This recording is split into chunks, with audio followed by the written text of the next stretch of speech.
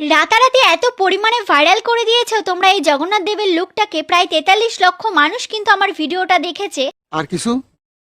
আমি সত্যি অবাক হয়ে গেছি। তারপরেও কিছু মানুষ এসে বলছে যে আমি একটা মেয়ে হয়ে কেন জগন্নাথ দেবের লুক ক্রিয়েট করেছি। তো দেখো, এখানে ভগবান সবার। সঠিক বলেছেন, আপনার বুদ্ধি ভালো। জগন্নাথ দেবের লুকটা কিন্তু আমি বাড়িতে করার একদমই সাহস দেখাইনি, কারণ আমার ভীষণ ভয় লাগছিল। টাকা কামানোর সময় ভগবানের কথা মনে পড়ে। তারপরেও কিছু মানুষ এখানেও বলছো যে মুখটা কেন গম্ভীর হয়েছে। এখানে মেকআপের কোনো দোষ নেই, দোষটা যদি থাকে সেটা হলো আমার। আমি যেহেতু ভোর পর্যন্ত শ্যুট করেছি, তাই আমার মুখের এক্সপ্রেশনটা একটু বদলে গেছিলো। অনেক কষ্ট হচ্ছিল শরীরের মধ্যে চোখ বন্ধ করে থাকতে গিয়ে।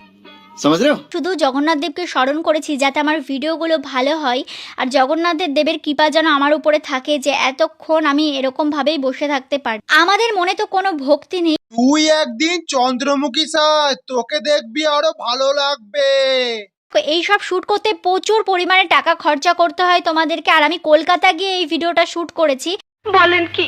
তোমরা এখন তো জানো ফেসবুক থেকে টাকা আসেই না, খুব কম পরিমাণে টাকা আসে।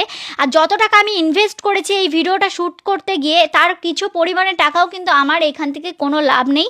अभी मैं गाली नहीं दे सकता। ভিডিও যখন কমপ্লিট হলো, তারপরে যখন আমি চোখ খুললাম, কিছুক্ষণ তো আমি চোখেই দেখতে পাচ্ছি না, সাটা ভাঙা মার দেবো। কারণ শরীরটা আমার এতটা দুর্বল হয়ে গেছিলো। সারাটা রাত জাগা, তারপরে তো জানো কিরকম পরিমাণে কষ্ট হয় এইসব ভিডিও করতে গিয়ে। বলছি তুমি তো অনেক কিছু সাজো, একদিন হুতুম পেজে সাজো।